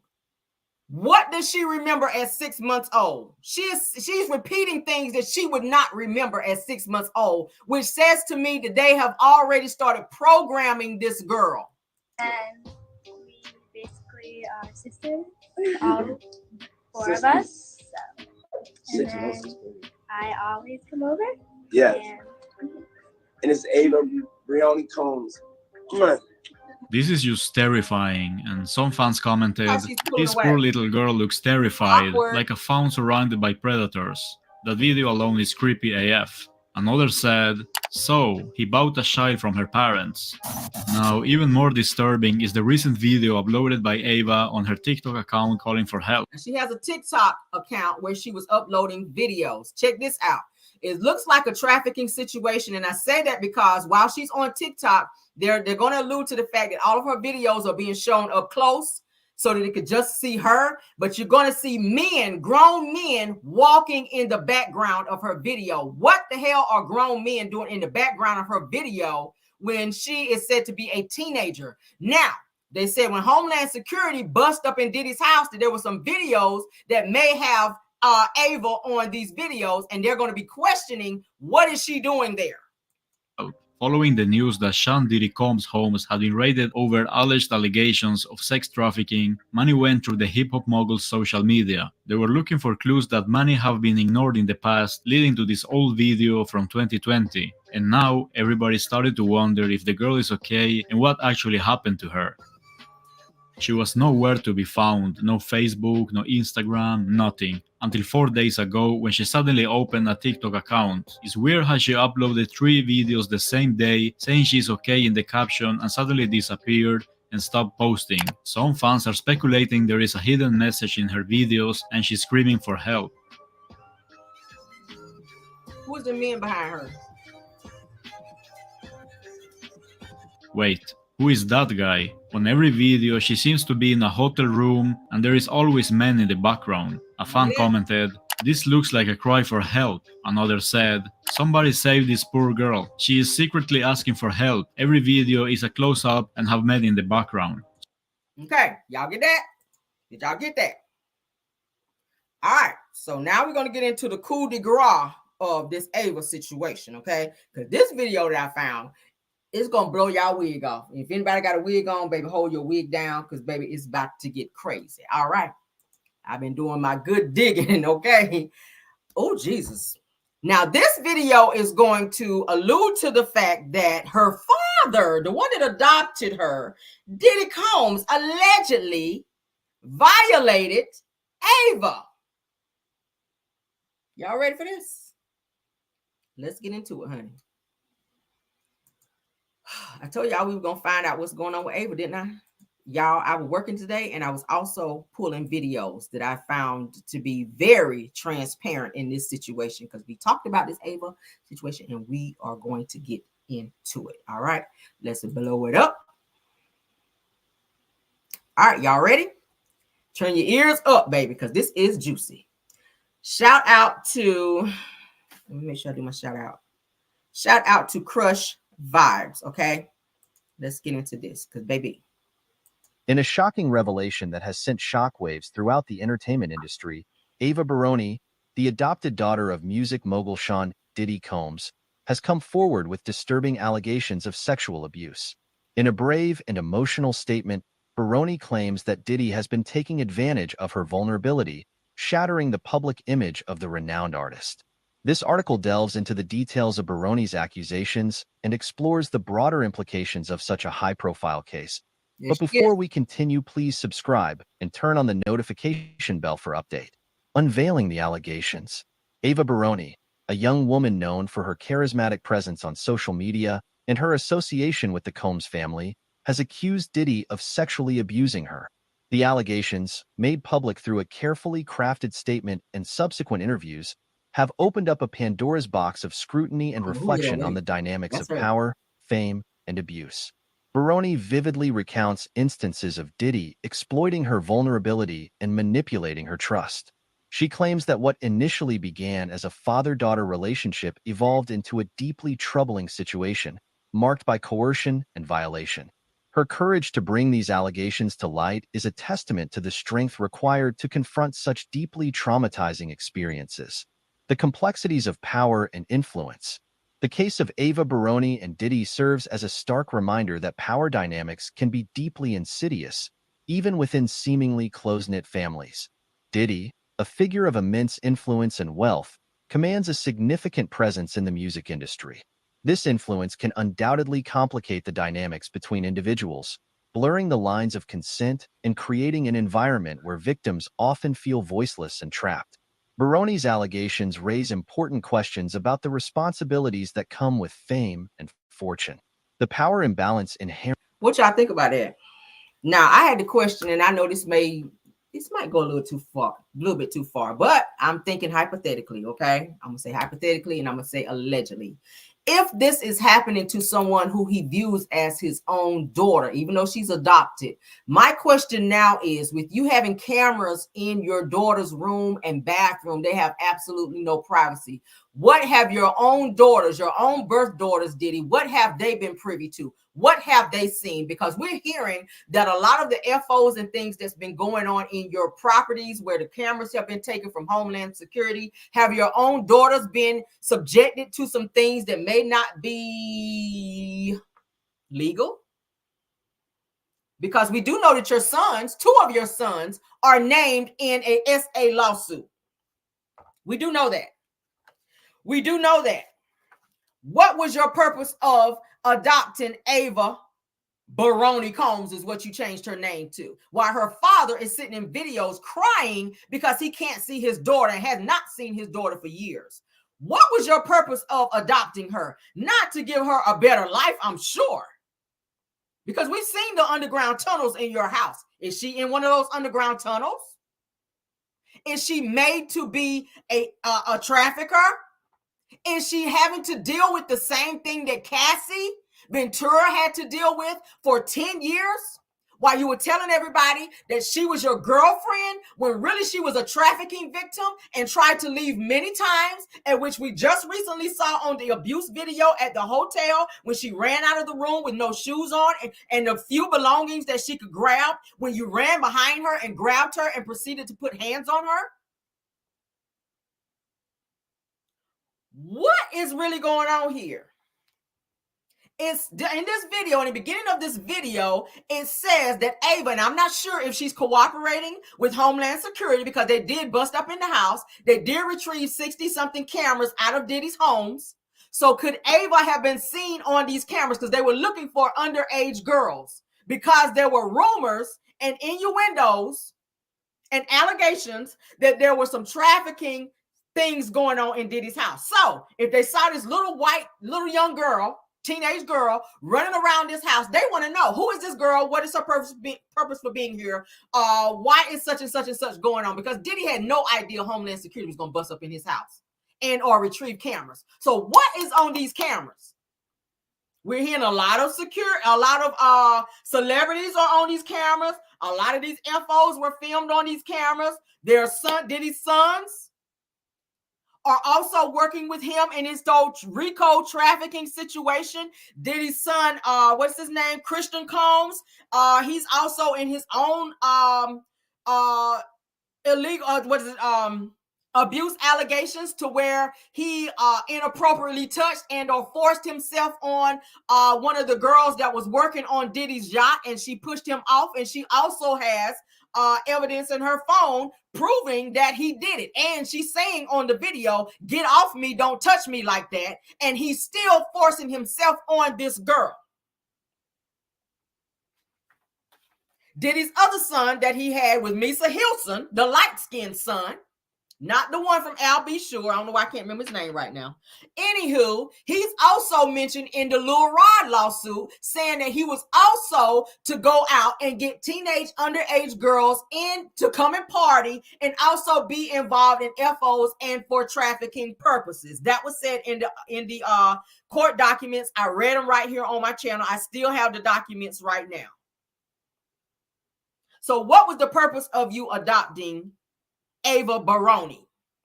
Okay. What was the purpose of you adopting Ava Baroni? Crazy. Now I took some notes. Okay.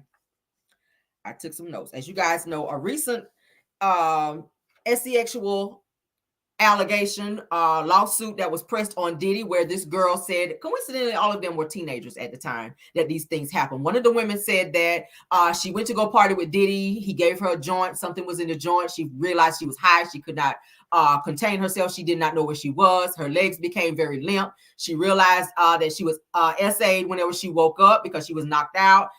She blames Diddy for this. She says that Diddy did this to her. Let's not forget about the teenage girl who was flown in from Diddy's bad boy executive at the time, Harv Pierre, who flew this young girl in to Diddy's daddy's house studio, to where she said she was violated by 3 men as a teenager. They tried to lie and say that she was lying, that she was making it up. She produced, y'all remember, I talked about it on my show. She produced pictures where she was sitting on Diddy's lap, and also pictures inside Daddy's house studio. How would she get those if she wasn't there? This young woman says she was violated to the point that she could not stand and or walk. She had to be helped to a limousine, where they took her back to the airport and dumped her off. She was violated by 3 men in the studio, one of which was Diddy. Another woman just came out with a recent lawsuit during the time that she too was a teenager. She also alluded to the fact that Diddy made her have an FO situation with Kim Porter. Do y'all remember this? With Kim Porter. During the time she did not want to do it, she says Diddy harassed the hell out of her and also blackballed her from the industry because she chose to report it and talk about it. He kept calling her, and she told him that she wanted nothing else to do with him. So what would he do? He went and blacklisted her from the industry. She was an up-and-coming model. She wasn't getting phone calls anymore. She became very suicidal with an S because no one was picking up the phone, and he crushed her dreams, all because he couldn't traffic and use her in FOs the same way he was doing Cassie. She was also a teenager. Ava Baroni is a fucking teenager. So you cannot sit here and tell me that this young girl was not also used for those purposes. You can't sit here and tell me that. I'm sorry. You're trying to say, oh, I'm trying to save the world like Madonna adopted those beautiful African kids. I'm over here adopting kids too, like you father of the year. I question now what's going on with your own daughters, because Kim Porter's mother and her family repeatedly asked Diddy if they could adopt and or keep Kim Porter's daughters after Kim Porter passed away. And Diddy was very adamant about no, he wanted to raise his own kids. He wanted them around him. Why? And now we're finding out 2 of your sons are involved in trafficking, RICO, and FOs. It makes you wonder, is he making his daughters do it? I wouldn't put it past. It would not surprise me. It would not surprise me. Ava says, I was on the streets. What happens to runaways? Think about it. What happened to teenage runaways? Eventually they get snatched up and become trafficked and drugged up. Y'all know how it goes. They keep them drugged up, and they traffic them and make them sleep with men that they don't even know for years and years and years. Diddy's been known to have been trafficking and doing this RICO stuff for over 20, 25 years is what they're saying in the lawsuit. They said, I wonder if Diddy's own girls are okay. I do too. He's got to, how many daughters does he have? What is it, Chance? The twin Combs? That's 3. We're going to go ahead and name Ava because he's saying he adopted her. And then the new baby, Baby Love. It was 5 girls? You got 5 daughters. You got 5 daughters. 5 daughters. And they're saying, y'all remember she said, I was on the streets and he saw me outside and he told me, come play with my daughters. Who does that? A stranger. Where was your mother? What did your mother say about that? How was Diddy able to coerce the mother to allow a strange black man at that? A strange black man to grab your daughter, a Caucasian young daughter, to come inside and play with your daughters. And then you turn around and say that y'all met when she was 6 months old. Which one was it? Who allows their 6-month-old to be outside? And who is letting somebody pick their 6-month-old up and take them inside talking about they're going to play with my daughter? I caught a bunch of lies. I'm sorry. They coerced this girl into saying what he wanted her to say to make him look like the perfect father. Y'all notice whenever all this trafficking stuff, when Homeland Security bust through Diddy's homes, when all this shit hit the news, what did Diddy do? Went into dad mode to take your minds off of all the crazy, egregious lawsuits and cases and things that was coming out about him, because Diddy is about image. Diddy doesn't want you to look at him in a certain type of way because for so long he's been able to hide under the radar and do the shit that he's done and get away with it, just like R. Kelly did. R. Kelly was locking women in rooms. They had to knock on doors in order to get food to eat every day. Their punishment was, you don't eat today if you don't do what I say. If you're refusing to do FOs, you don't eat today. Go back and look at the documentaries. Go back and look at the documentaries. These girls were locked in rooms. I think Ava is locked somewhere. That's what they do with traffickers. R. Kelly was also charged with trafficking. Now we're just finding out that producer, singer Dream was also charged with trafficking. What is going on in Hollywood? What is going on in Hollywood? And they get them when they're young so that they can put so they can groom them and train them into what they want them to do. They scared. That little girl looked scared in the video with Diddy. When he tried to kiss her, did y'all see how she kind of moved away a little bit? Like,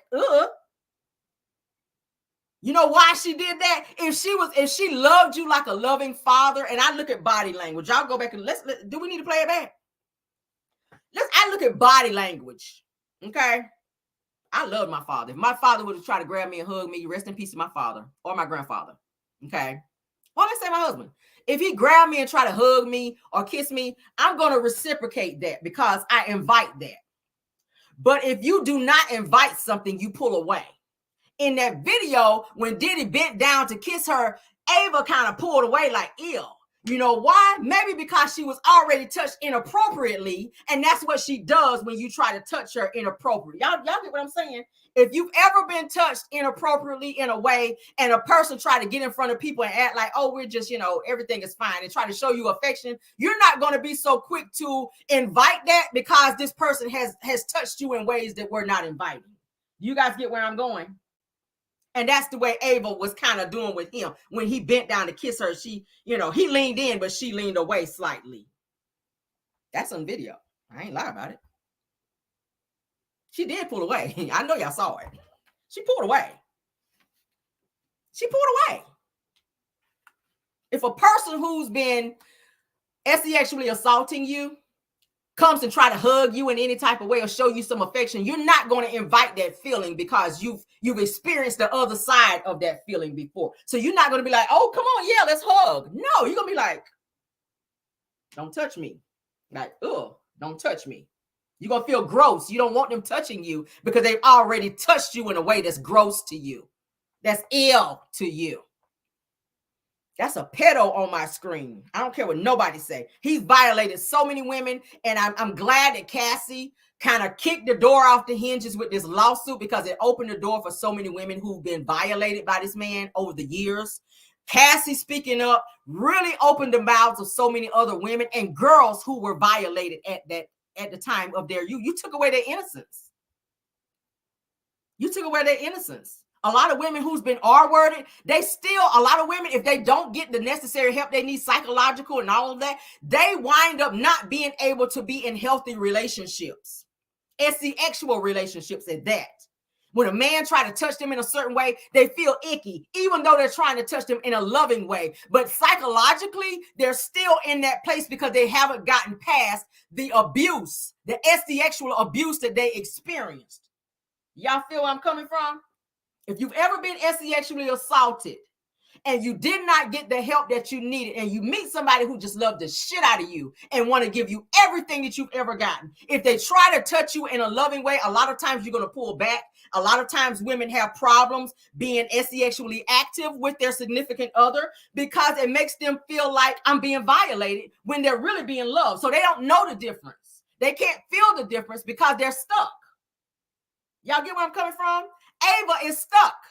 Her innocence was taken as a young child. It would not surprise me if Diddy's sons have inappropriately touched Ava. You know why? Because you're inappropriately touching other women. Diddy's son, the one that looks just like him, they call him King Combs. He forced himself on that girl on the yacht.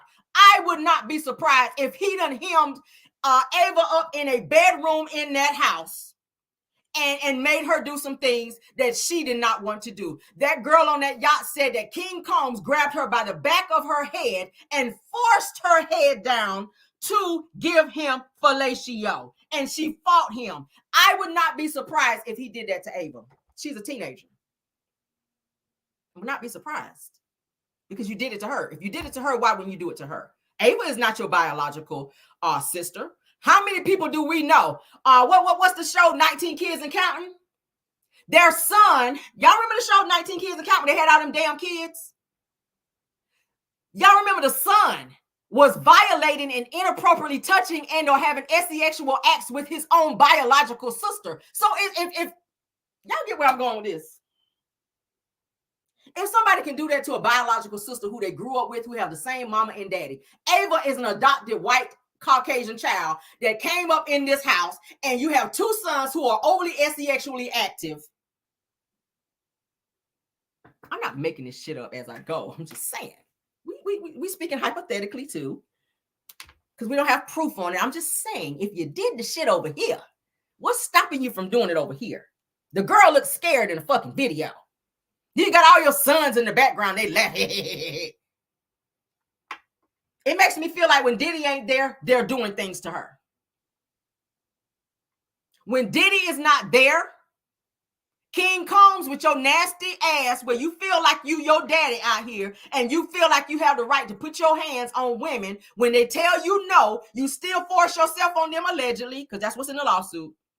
That girl said he was forcefully pushing her head down to make her give him fellatio, and she fought him. And she said it's on video because she pulled out her phone to have proof. He said he didn't do it. When she came out and said, I got proof on video, he shut the fuck up. You know why? Because videos don't fucking lie. Just like the ones from Homeland Security that they secured from Diddy's house. That's why he's scared. That's why you don't hear Stevie J running his fucking mouth no more. Why he said on TMZ, oh, I've known Diddy for 25 years. He's never done that. Bitch, where you at now? Videos don't lie. You know why? Because your ass is on a few of them. Because you were also named in the lawsuit with Elrod as a trafficker and an FO participant as well. So it's always the ones that talking the loudest that be the most guilty. Ain't it crazy? Ain't it crazy? Because Stevie J, they said you was in there sleeping with me, and I already said it. Jocelyn Hernandez already blasted you out and said, you better shut your effing mouth before I go ahead and air you out and let everybody know, baby, that you was up over there with men when you were with me. So she trying to say she caught Stevie J with a man, and he been doing the shit for years.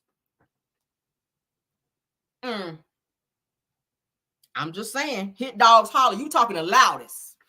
You were capping for Diddy, nigga, like he was your nigga. You was in Diddy house when Homeland Security broke up in Star Mansion in Miami. Okay, you were there.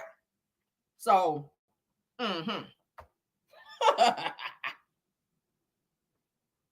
prayers for Ava. My heart go out to Ava. I ain't got nothing to say about his kids because they gone. They damaged. He done groomed them. They damaged. They already going through, you know, mental anguish and everything else. If Kim Porter was alive right now to see her children, she would be very much so disappointed. Every one of Diddy's sons are going through Stockholm Syndrome. Those kids have seen a lot of crazy things from their father. And Elrod's, and I hate to keep bringing it up, but a lot of that was very transparent in terms of how Diddy really is. In Elrod's lawsuit against Diddy, he says that Diddy's son was with him when a pow-pow occurred, and they told the police that it happened down the street, and his son was right there when Diddy allegedly pow-powed someone in a studio. So now you have seen your father pow-pow someone. You've also witnessed several FOs. You've also been helping him go out and scout for younger teenage girls to come in and do egregious things that they should not be doing. Okay? It would not surprise me if they went out and scouted out Ava. That light-skinned son with the good hair, he's the one that said he go out and find the girls. He's probably the one that found Ava and brought her back. He's probably the one that found Ava. It would not surprise me. He a grown-ass man right now. Grown-ass man. Again, prayers for Ava. She has come out to say that she was abused by Diddy. Okay. She alludes that Diddy did abuse her and or touch her and do some inappropriate things to her. Do we need to play it back for the people in the back? Do we need to play it back for the people in the back? Let's hear it. Shockwaves throughout the entertainment industry, Ava Baroni, the adopted daughter of music mogul Sean Diddy Combs, has come forward with disturbing allegations of sexual abuse. In a brave and emotional statement, Baroni claims that Diddy has been taking advantage of her vulnerability, shattering the public image of the renowned artist. This article delves into the details of Baroni's accusations and explores the broader implications of such a high-profile case. That's her. But before we continue, please subscribe and turn on the notification bell for update. Unveiling the allegation. That's all we need to play. Y'all heard it. Y'all heard it. He's been trafficking that girl. I don't care what nobody say. Trafficking her. It's so sad. Prayers for her. I pray that Homeland Security, I hope they have her already. After seeing all of this stuff going on in these videos, content creators, I hope they pick up this story and continue to report on it so it can be a known fact of what's going on to this girl. She did not have a normal life. She was taken away from her father, who she loved. Y'all saw in the video that I showed y'all where she told her father said she told her, "You're my father. I love you. You're my dad." But then it's unfortunate that she had to be with a mother who was on drugs. There's no telling what the hell was going on with that. To where sometimes she had a place to stay, sometimes she didn't. Diddy probably saw them in a very vulnerable state. And if you're dealing in trafficking, that's the perfect opportunity for you to come in and make shit seem like you're trying to help somebody and do your due diligence when really you just need another body. Really just need another body. Ava was another body. I don't care what nobody say. I don't want to hear that bullshit about, oh, I'm doing like Madonna and adopting bullshit. Ava was another body in your trafficking ring. Diddy, and your ass need to be locked the fuck up. And I'm gonna say that right now. Okay, I'm gonna say that right now. With men in the background, why are grown ass men in the background of a video with this young girl and she's having to sneak and do TikTok videos? Sad. But that's all I have for you guys. I hope y'all enjoyed the show. I wanted to bring you guys more information. I told you I was going to dig up what I could find on this Ava situation, baby. Y'all, I'm wore out. Okay. Somebody said renowned. Absolutely. But thank you all for being here. I kind of wrote down so I would not forget. Thank you so much, Truth TV Podcast. Thank you so much. It's Chrissy Time, Aries Podcast, Messy Hoes ATL. I think she is a content creator as well. Did I get all my content creators? Because I want to make sure, okay? If you are a content creator, just type me in the chat and I will go ahead and shout you out as well. Because I know you guys have been coming in and out while we were talking. And y'all know when I'm talking, I don't like to read the chat because it throws me off, okay? But thank you all for being here. I hope you guys enjoyed. They said then Ava is easy access. Absolutely. Absolutely. She's probably been violated many times, y'all. And it's so sad. She looks so scared in that video when he bent down to kiss her. That was not a loving kiss. I'm sorry. That was a pedo type kiss. I'm sorry. I've dealt with kids. I told y'all before I got into the field that I work in now, I used to be a rehabilitative technician where I go into the home and I saw some crazy shit up in the homes and I have to report that stuff. So I used to work very closely with kids. So I know body language, which helped me become a great mother. Like I know body language. I read body language. I see all of that shit, y'all. With this situation with Ava looked like she'd been violated by the way she was like moving away from him, like, oh, like nigga, you just felt on me last night and now you trying to kiss me on camera like you the happy dad. Like, nigga, get the fuck off me. That's the way she was looking at him. But yeah, so hopefully you guys enjoyed this show tonight. I know it was a little raw. I know it was a little heart tugging when we get to talking about kids and stuff like this, but I wanted to go ahead and wrap up what we were talking about with Ava so that you guys can go ahead and get the benediction. We'll call it that, the benediction on this situation with Diddy. And if I come across anything else with this whole Ava situation, we'll talk about that as well. Okay. But yes, please like the video. And if you're joining for the very first time, please definitely go ahead and subscribe to this channel. As you see, we have a lot of great topics. We have great discussions here. If it wasn't so late, I would put the panel up so that we could have a conversation. But I'm so tired, guys. And I have to get my car chronicles together for in the morning. All right. But somebody said Epstein. Let me put yours up. It's given very much so Epstein. Epstein did the same thing with his girls. Epstein and Weinstein probably same list of little girls and boys Diddy is using. It says, I bet it's the whole same line. Well, y'all know that they were saying that y'all remember that video I showed you guys of the boat where Diddy was having the girls come on the boat and he was taking their phones. Do you guys remember that? They have to give their phones up whenever they come on this boat. They were going to what was it? Virgin Island. Was it the Virgin Islands, I think, which you guys know is near one of Epstein's islands.